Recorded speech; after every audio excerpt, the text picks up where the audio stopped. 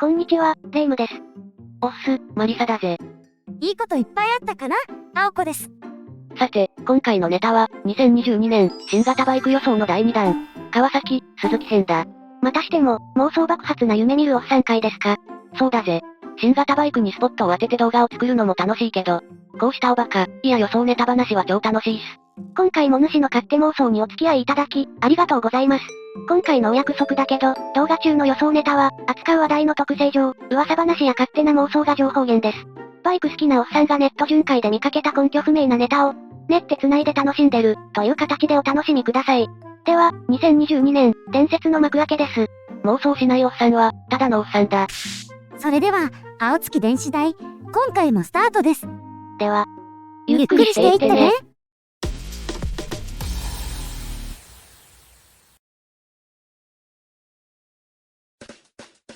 今回のネタはこちら。1、男の新型川崎編2022。2、母なる新型鈴木編2022。男川崎は良しとして、母なる鈴木って何ですか？鈴木は、常にユーザー目線のバイクを作ってくれるって話をよく聞くよな。はい。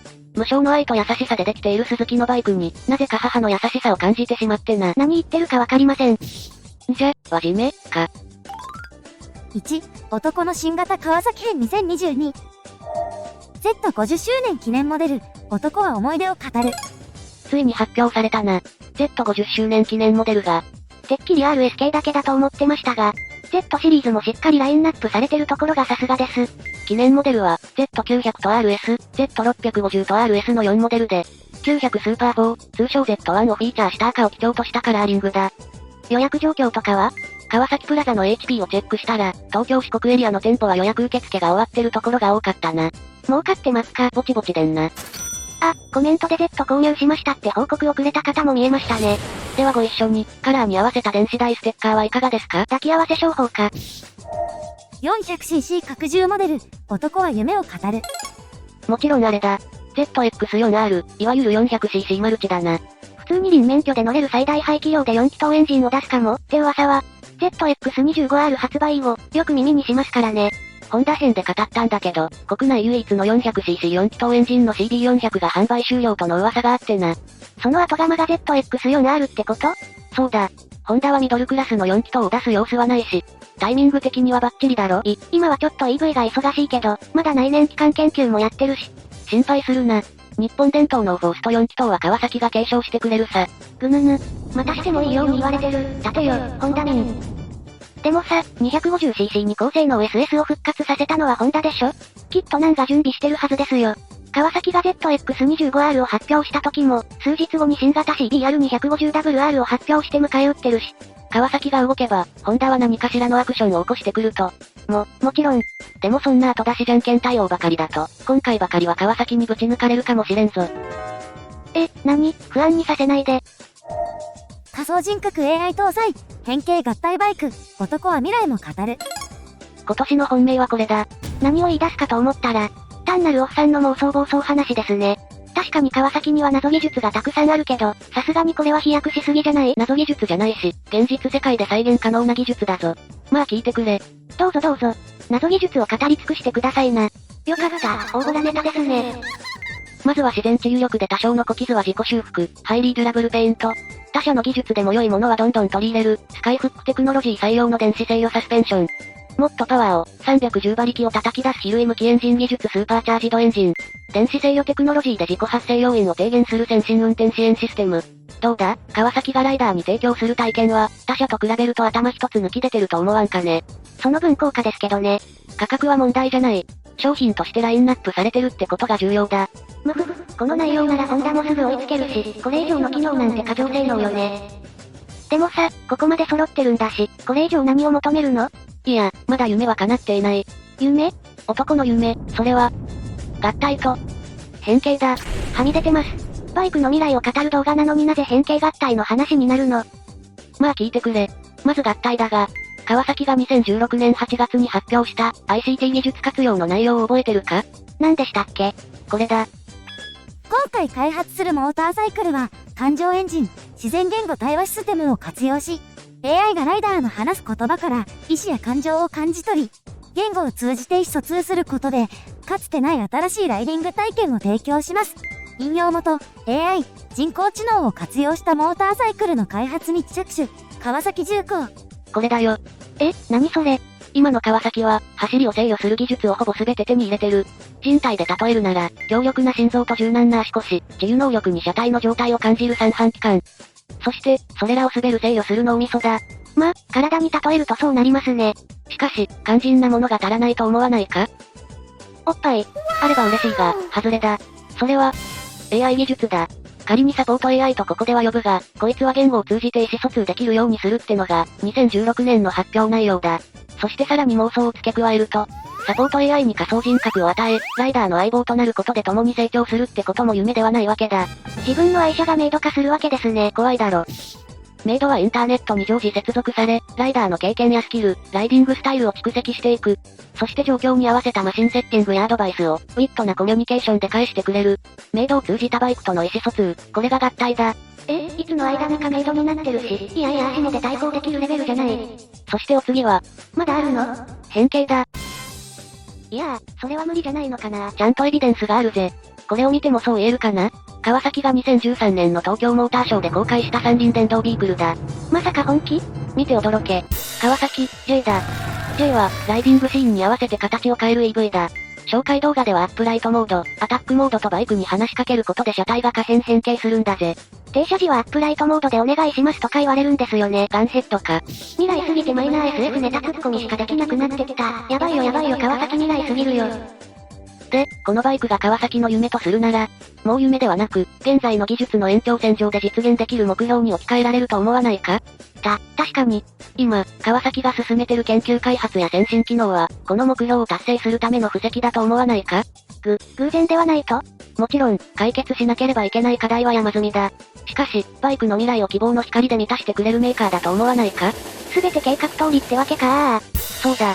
今年はハード的な準備が整ったということで、2016年に発表した AI 活用バイクについて、ソフトウェアに関する発表がされると予想するぜ。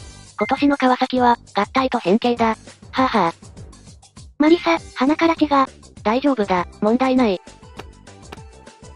直近で一番の妄想大爆発でしたね。すっきりした？はい、すっきりいい。それでは、そろそろ夢の国から現実世界に戻るとするか。この話が本当に現実になったら、負けるな、ホンダ。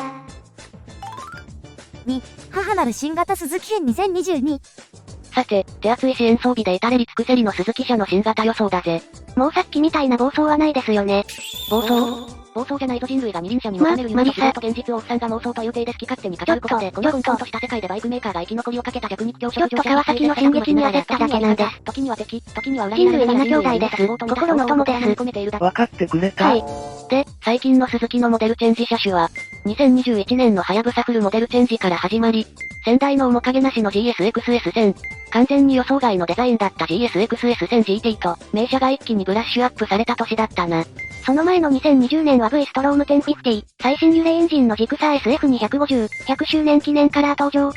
その前の2019年は刀の復活って流れでしたね。近年はフラグシップ車を中心にモデルチェンジが目立つ鈴木だが、今年はどんな話題を提供してくれるのか？そんな俺たちの鈴木のバイクを妄想していくぜ。SV650 後継、V ツインエンジン新型と言いつつも、早々に発表されましたね。V 型2気筒ネイキッドは国内では希少車種だし、排ガス対応期限も近いのでどうなることかと心配でしたが、無事乗り切ったってわけですね。SV は2019年にもマイチェンされてる。価格に変更はなく、ブレーキ強化とカラーチェンジだったぜ。ちなみに SV の V 型2気筒エンジンは、1999年の初登場以来20年以上続く名機だ。ホンダの VT 型エンジンみたいなもんですか？だな。ホンダの VT 型エンジンは2017年の生産終了で姿を消しているけどな。主の最初のバイクは VTR でしたよね。スリムな車体とトラスフレームがドカテのもん。はい、ストップ。SV の見た目は、1世代前って感じですよね。昔ながらのウインカー、整列フォーク、透過類がハロゲンだし。メーターも旧世代の液晶メーター、色気のないマフラーや電子制御は ABS のみ。このシンプルさが良いんじゃないか。SV が色気ついて電子装備満載のスタイリッシュなデザインで登場したら、こんなの SV じゃないって欧州ユーザーから文句が出るぜ。同 V 型エンジンを積む V ストローム650と同じく、基本を抑えた技術で作られた、おっさんたちが一息つけるバイクであってほしいと願うバイクだ。GSX、R1000R 新型、お約束。鈴木の本命だ。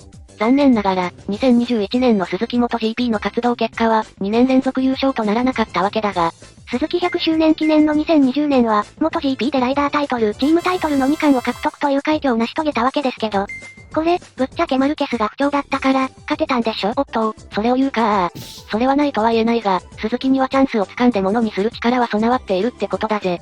けれども、2021年はその力を発揮できなかったんですよね。2021年はチームマネージャーが移籍し、実質リーダー不在で戦った結果、1勝できずにシーズン終了だ。だからこそ2022年は栄光再びってことで、チャンピオン名家にふさわしい GSX-R1000R を発表するはずだ。じゃ、どこから手を入れましょうか？現行の R1000R は、エンジン形式は 2BL で始まる。これは排ガス規制はユーロ4対応って意味だ。なので、現状のままでは2022年10月以降は販売できなくなる。あら、規制面で他社に負けちゃってるのは、ちょっと頼りない。なので、排ガス規制対応をメインにしたアップデートは確実だと思う。どんな対応になるのかな？それはここ最近の鈴木の新型発表パターンから推測できるぜ。まずは、ユーロ5もしくはユーロ6を見据えた対応で、駅マニから触媒、マフラーまでが改良されるのではないかと。次に車体だ。排ガス対応で悪くなった燃費を補うため、燃料タンク容量の拡大。S1000GT で採用された 6.5 インチフルカラーディスプレイ、鈴木マイスピン対応すると予想する。じゃデザインは？ S1000 は縦2灯、S1000GT は横2灯ときたから、R1000R も王道2眼だぜ。こんな感じ？また素人丸出しな画像加工だな。バレた？アンチョコすぎるだろ。で、発表は9月頃、ドイツのケルンで各年開催されるインターモトで実車登場だ。新型登場に合わせた限定21個のヘルメットも準備されるだろう。鈴木のヘルメットネタは旬が過ぎたし、しかもその中途半端な数は何？初代登場が2001年で2022年新型だから、21周年記念ってことで。はい、お後がよろしいようで。スクーター新型、お約束のジェンマ復活。最後はこいつだ。ジェンマ復活？ S1000GT がツアラー2人乗りなんだから、スクーター2人乗りが必要だろう？そうなの？それに行くまでは、バン・オルトン兄弟がカラーリングを施したバーグマンが展示されたことから、いつにも増して新鈴木デザインにより力を入れることがわかる。なぜそう思った？二人乗りできて、個性的なデザインとバイクらしからぬカラーってことは、ジェンマの復活に違いない。ついに時代がジェンマに追いついたんだ。ヤマハとホンダが熾烈な戦いを繰り広げるスクーター市場に、マジェスティックゴールドメタリックで殴り込みだ。スクーター女子向けは、令和スタイルの SW1 復活でもいいかな。ヒロシのバイクかな？もう終わりだと思ってめちゃくちゃな話になってませんか？はい、最後は妄想ではなく勝手な要望でした。鈴木の懐の深さに助けられましたね。俺たちの鈴木は優しさの塊だからな。もう語ることはありませんか？おう、今回は以上だぜ。それではお次は、青子のバイクニュースのコーナーです。